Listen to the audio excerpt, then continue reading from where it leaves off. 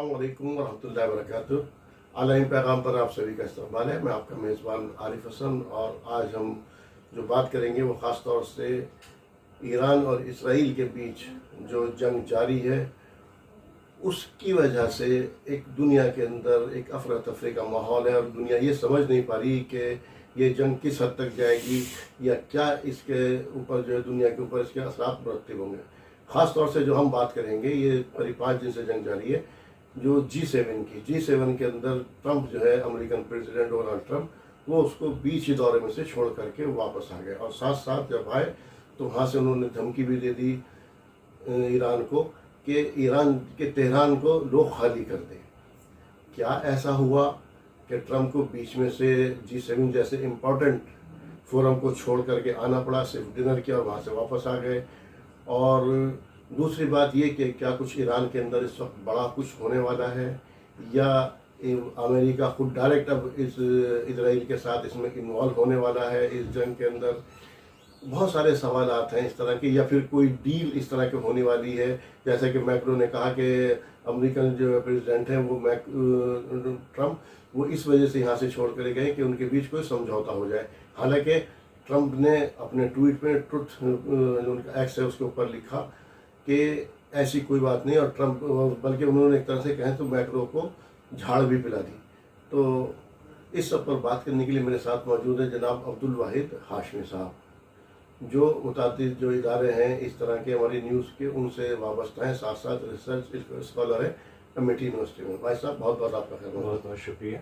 मेरा सवाल ये है कि इस तरह से आज हम बात करें G7 के बारे में। G7 जैसा इम्पोर्टेंट फोरम उसको छोड़ करके एकदम वापस चले आना, इसका क्या मकसद है? जैसे मैं देखिए, ऐसा है, ट्रंप के बारे में हमने कई बार बोला है और बात की है कि उसकी जो नेचर है ट्रंप की, वो स्टेट्समैन वाली नहीं है, या कोई संजीदा शख्स की सेकेंड टर्म में ये माना जा रहा था कि शायद मैच्योरिटी आएगी ट्रंप के अंदर और दुनिया में कोई एक मुस्बत जो है पैगाम जाएगा कि भाई अब ये दूसरी मियाद है ट्रंप की, और उसके अंदर जो है मतलब कोई दुनिया के लिए कोई मुस्बत पहलू होगा।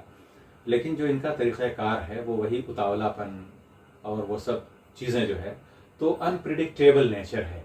कब ये शख्स क्या करेगा, कब क्या हो जाएगा, कौन सी मीटिंग में अचानक बैठे बैठे चल देगा, कब क्या बोल देगा, उसके बाद फिर वो दोबारा जो है फिर उसको जो है मतलब कई बार आप देखिए, कई बार आदमी ने बयान दिया कुछ, फिर बदल दिया उसको। ये सब तो देखिए कई सारे उमूर हैं ट्रंप के जाने के, ये तो आपने जाने के जो रीजन है। नहीं, अभी फिलहाल जो है हम बात कर रहे हैं इसकी बात नहीं, मैं उसकी जात के ऊपर बात नहीं करता। नहीं, उसके जात पे ही बात होगी। जब वो शख्स अगर मीटिंग छोड़ के जा रहा है तो उसके पीछे उसके नेचर का भी अमल दखल बहुत ज्यादा है। जो हमने जब सवाल अभी शुरू मैंने अपने ओपनिंग बात में उठाया ना, मैं उसी पर रहूंगा, उसके जाते नहीं रहूंगा, क्योंकि ये कहा जाता है, किसी ने कहा था कि ट्रंप अगर चाहें, बल्कि वो ईरान के जो वजीर खारजा उन्होंने कहा था कि अगर वो संजीदा हैं इसके लिए, मुज़ाकरात के लिए इसके, तो वो कुछ करके दिखाएं। और ये हम मानने के लिए तैयार नहीं कि अमेरिका इसमें इन्वॉल्व नहीं है, कि वो सबसे पहले किसे रोके, इसराइल को हमला करने से रोके।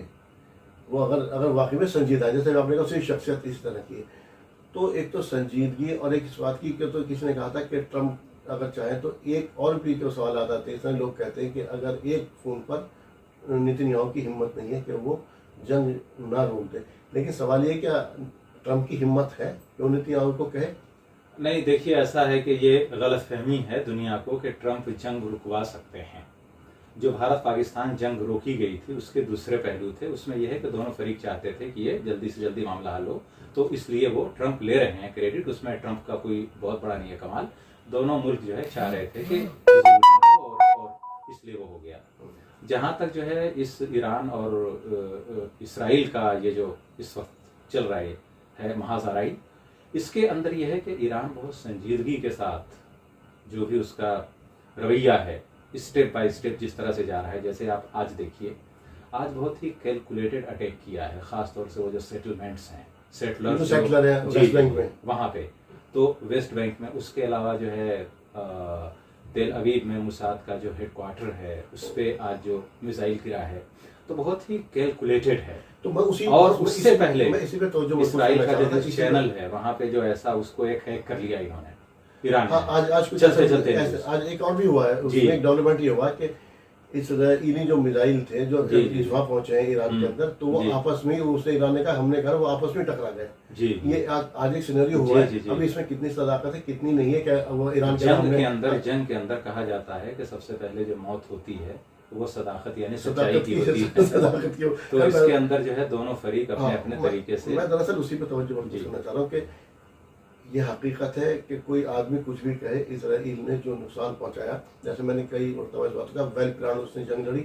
एक जैसे अगर हम इसराइल को ये मान लें कोई ऑक्टोपस है तो उसके सारे हाथ पैर काट दिए उसने, ठीक है, अंदर इस कदर घुसपैठ कर ली जिस और पिन पॉइंट उसके एक स्ट्रेटेजिकल जगह देखें तो उसको इसराइल को बड़ा हासिल है, जैसे उसके साइंटिस्ट मार देना, आर्मी चीफ मार देना, चाहे आप इसको कुछ भी कहें, सिंबॉलिक है कुछ भी जी है, जी जी लेकिन उसने वो एक स्ट्रेटेजिकल बड़ा जी, हासिल जी, जी। की है। लेकिन इसके अलावा दुनिया जो है वो हैरान यूं है कि ये वो मान रही थी कि ईरान का तो नुकसान होगा, लेकिन वो ये मानने को तैयार नहीं थे इसराइल का भी नुकसान होगा। जी अब जो जी। इसराइल हाँ, की ईरान का जो है जवाब ऐसा जाएगा हाँ। कि वो जो है बिल्कुल न सिर्फ राजधानी जो है इसराइल की तेल अवीव, बल्कि जो है जो उनका एक तरह से आप कहिए कि सनअती दारुल हुकूमत फाइनेंशियली जी, जो जी, हैफा जो कैपिटल है है, हाइफा वो तो खत्म हो गया। ये सब जो है उस पे जो कैलकुलेटेड अटैक है ईरान का और उसमें जो डिस्ट्रक्शन वगैरह हुआ इसराइल के अंदर, इवन आप देखिए कि अमेरिका का जो सिफारत खाना है तेल अवीव में उसको भी टारगेट किया ईरान ने, हाँ, मिसाइल उसको भी- गिरा हाँ, वहाँ उसके पे, ऊपर मिसाइल और गिरा। वो जो सफीर है उसको भी कई बार बंकरों में पनाह देनी पड़ी। तो ये जो है ईरान का मौक़िफ़ शुरू से वाज़ेह है, उसने बोला कि हमने ये जंग शुरू नहीं की है, इसराइल ने किया शुरू, और इसराइल जिस दिन हमले रोक देगा हम भी हमले रोक देंगे। तो इसमें कोई इतनी बड़ी बात नहीं है।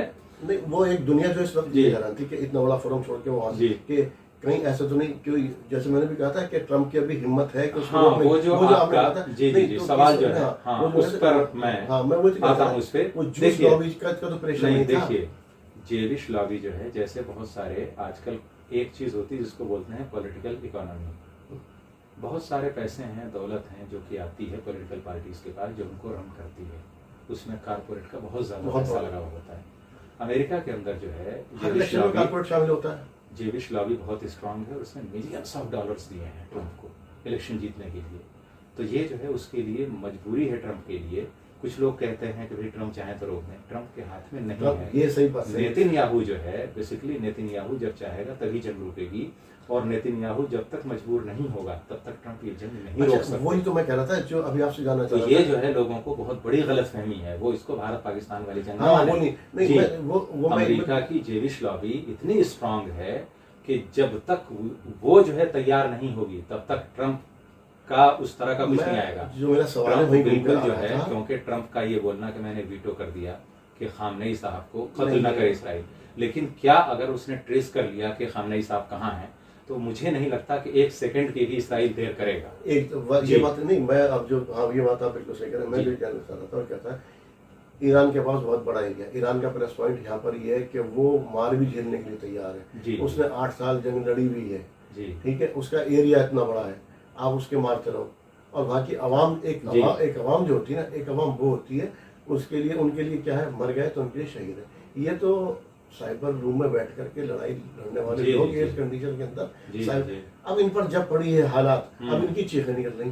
तो अच्छा, इसराइल का एरिया बहुत छोटा, क्या ईरान ने ऐसा कुछ इतना बड़ा कुछ कर दिया कि इसराइल के वजूद को कोई खतरा लाक हो गया? इस तरह के खदशात का ऐलान, मतलब इस तरह के खदशात का इजहार किया जा रहा है और बड़े पैमाने पर, और इंटरनेशनल मीडिया में भी डिबेट चल रही है कि कहीं ईरान मजबूरी में आकर के, क्योंकि लोग बता रहे हैं, बहुत सारे जो लोग माहिरीन हैं मशरिक़ वस्ता के, और बहुत सारे लोग ऐसे हैं जिन्होंने ईरान के ऊपर जिनकी गहरी नज़र है, या जो रिटायर्ड एम्बेसडर्स वगैरह हैं मुख्तलिफ ममालिक के जिन्होंने ईरान वगैरह में सर्विस दी अपनी, तो उनका कहना यह है कि IAEA की जो रिपोर्ट्स हैं और उसके बाद के जो हवाले देते हैं वो, कि 80% तक ईरान ने एनरिचमेंट का वो कर लिया हासिल, और शायद 90 से ऊपर जब वो जाएगा तो उसके अंदर ये कैपेसिटी होगी कि वो जौहरी हथियार बना उसको अभी सके। टाइम लगेगा। तो वो इस तरह की पॉसिबिलिटीज का इजहार किया जा रहा है कि शायद 3-4 रोज के अंदर अंदर ईरान कोई न्यूक्लियर एक्सप्लोजन या फिर न्यूक्लियर टेस्ट कर ले। एक्सप्लोजन कर दिया तो न्यूक्लियर बम मारना या कुछ ना, वो भी इतना आसान जी। नहीं होता।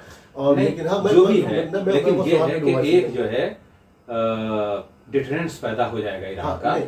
तो शायद इसको रोकने के लिए एक एयरक्राफ्ट कैरियर अमेरिका ने भेजा है, जो कि आ रहा है मशरिक वस्ता में, मिडिल मैं ईस्ट वही में। तो कह रहा हूँ कि तो नीति अगर वो आ रहा है तो डाल हो देंगे। सकता है कि B2 बॉम्बर से हाँ वही अटैक तो, किया जाए ईरान पर, तो इसके लिए शायद कुछ ऐसी प्लानिंग हो रही होगी। इसके लिए हो सकता है कि ट्रंप ने वो मीटिंग बीच में छोड़ी हो और वो बंदे जो है, देखिए इनका ये शुरू से ही तरीक़ाकार रहा है। आप भारत में देखिए, जिस वक्त अंग्रेज यहाँ पे आए थे, वो एक तरफ बातचीत करते थे और दूसरी तरफ बातचीत करने वाले फरीक को ही मारते थे।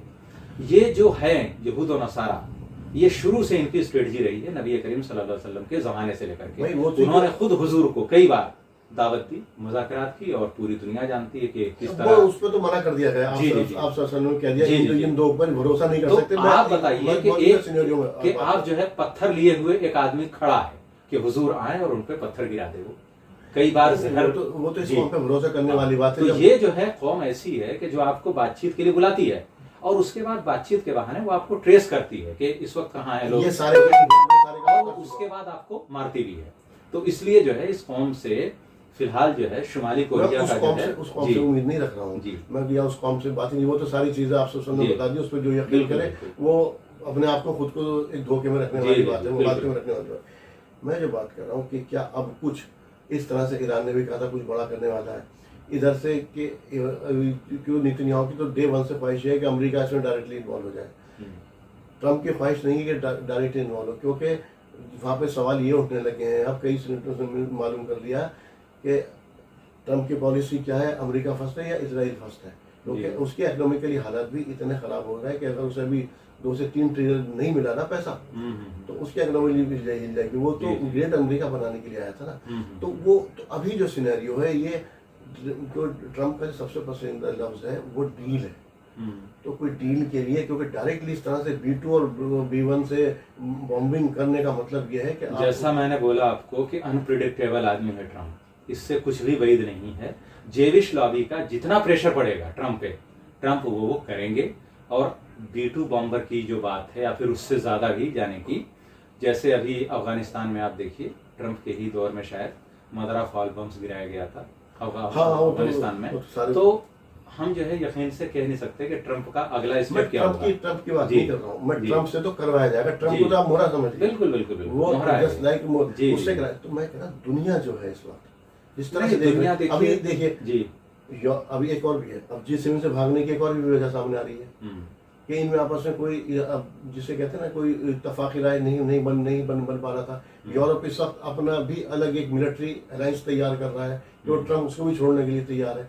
कि तो ये जो 3-4 मैंने वजह बताई थी, तो बहुत मुख्तसर में, क्योंकि फिर हम इसको वाइंड अप करेंगे, कि वहाँ से कुछ आपसी इख्तलाफात, मैक्रो का बयान कुछ, डोनाल्ड ट्रंप ने यहाँ की कुछ कहा कि उसे मीडिया में रहने की आदत है, उसका ट्वीट कुछ और कह रहा है ट्रंप का, या फिर इस मिडिल ईस्ट के वाकई इतने हालात ख़राब हुए हैं कि अब इसराइल को नेतन्याहू चिल्लाने लगा। देखिए ऐसा है कि कई बार होता क्या है कि जब आप किसी को थोड़ी सी मोहलत देते हैं तो वो शख्स सोचता है कि अब मैं ऐसा हो गया हूँ कि मुझे कोई रोकने वाला नहीं है।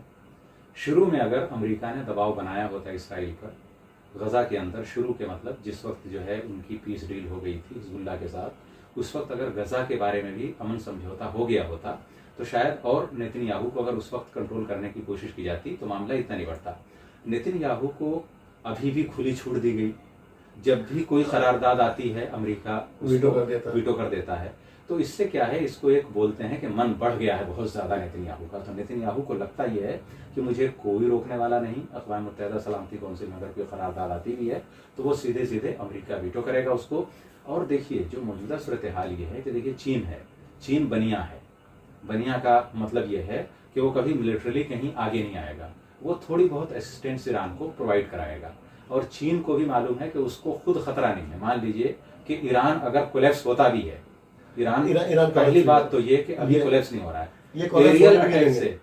एरियल अटैक से ईरान को कोलैप्स नहीं किया जा सकता, या किसी भी मुल्क को। अफगानिस्तान को भी कोलैप्स करने के लिए जमीनी फौज उतारनी पड़ी थी अमेरिका को। तो ईरान तो अभी बहुत बड़ी वो है, और जितनी इसराइल की आबादी है तो उतनी ईरान के पास मिलिट्री और उनके पैरामिलिट्री और दूसरे फोर्सेज हैं। तो ईरान 80 गुना बड़ा इसराइल से। तो वो जो है, तो ये सब नहीं होगा उसके अंदर। ये है कि थोड़ी बहुत मदद मिलेगी। और एक चीज अभी कह रहा हूँ, जो इनके जो इन्होंने शुरू से, क्योंकि इसमें प्रोपेगेंडा वार भी चलता, और उसके अंदर एक और भी कहना शुरू कर दिया आखिरी सवाल में, रिजीम चेंज। जी। जहाँ जहाँ इसने रिजीम चेंज की है वहाँ आज तक वो मुल्क सुकून से नहीं है। जी, देखिए रिजीम चेंज का मकसद उसको सुकून से रहने देना नहीं है। रोज़ अव्वल से अंग्रेज़ों का भी यानी ब्रिटिश एम्पायर का भी रूल यही था। वो जो है वो आए ही इसलिए हैं कि वो अदम इत्मीनान की कैफियत पैदा करें, हर जगह बेसुकूनी कायम करें, कहीं भी कोई स्टेबल गवर्नमेंट ना आने पाए और अवाम और वो मुल्क आपस में उलझा रहे। उन्होंने लीबिया में भी यही किया, उनकी और इराक में भी यही है। अभी भी कोई स्टेबल ऐसी गवर्नमेंट इराक के अंदर तो नहीं है जो कि फैसले ले सके। तो कोई ईरान को भी ये ऐसा ही करेंगे ताकि वो एक बहुत सारे जो है ट्राइब्स हों, ये सब हों, वो सब हों, आपस में लड़ें, डिफरेंट वो सब हो। तो इससे जो है अमेरिका को फायदा ये है कि भाई जब सारे आसपास कमजोर ही रहेंगे उसमें ट्राइब्स में, तो फिर बस रहेगा एक छत्र। तो अमेरिका को कोई जो है स्टेबिलिटी से लेना देना नहीं है। उसको तो चाहता ही यही है कि हर तरफ ऐसा ही हो, बेसुकूनी हो, और जहां कहीं कोई मुस्तहकम निजाम है उसको खत्म किया जाए। अच्छा, 2003 में ईरान मान गया था, ये रिपोर्ट्स हैं इनकी जितनी भी ईरान माना था। मैं जो जितनी अमेरिकन की इंटेलिजेंस है और इनकी जो है वो सब की रिपोर्ट है कि 2003 के अंदर उसने कह दिया था कि हम कुछ करेंगे नहीं, कोई भी एटम बम, सारी सब चीजों को ना उसने जो उसका अफजूदगी कर रहा था वो भी नहीं। देखिए ऐसा है, एनपीटी पे साइन करने के बाद ही ये सारी चीजें वाज़ेह हो जाती हैं, इसके लिए बार बार कहने की जरूरत नहीं होती है। एनपीटी पे जब जिस मुल्क ने साइन किया तभी ये चीज वाज़ेह हो जाती है, और ईरान 40 साल पहले साइन कर चुका है। बात कर रहे थे उसकी बात कर रहा हूँ।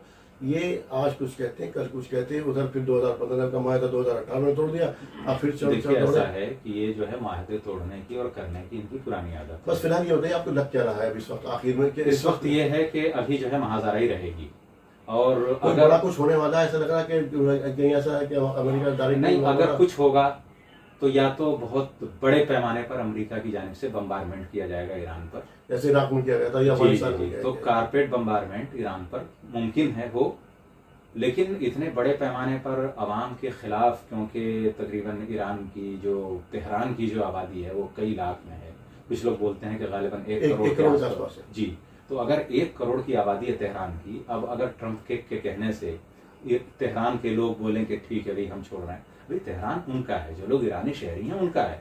कोई आदमी आ जाए, ट्रंप बोलते तेहरान खाली करो, कल को कोई ऐसा कोई किसी आजाद मुल्क को बोलता है कि भाई भारत के लोग दिल्ली छोड़े, क्यों भाई? तो ये सब जो है तरीका नहीं है, और फिर ट्रंप ने अपने उस बयान पे फिर मॉडिफाई किया कि ये है वो है। तो ये सब जो है, तो मुझे ऐसा खदशा है कि शायद अमेरिका की तरफ से नहीं, वो इसराइल ही कारपेट बम्बारमेंट करेगा with assistant of the US. Israel के पास ना तो B1 है, ना B2 है, ना B51 है, उसको ना से मिलेंगे। जो एयरक्राफ्ट कैरियर जो है अमेरिका का आ रहा है, मैंने क्या बोला कि ट्रंप से कुछ भी वैध नहीं है उससे कुछ, लेकिन दुनिया तो ये जो है होगा। लेकिन उसके बाद ये है कि फिर रिएक्शन ईरान का भी बहुत हार्श आएगा, और फिर वो जो है सारी चीजें होंगी ईरान से। अभी जो है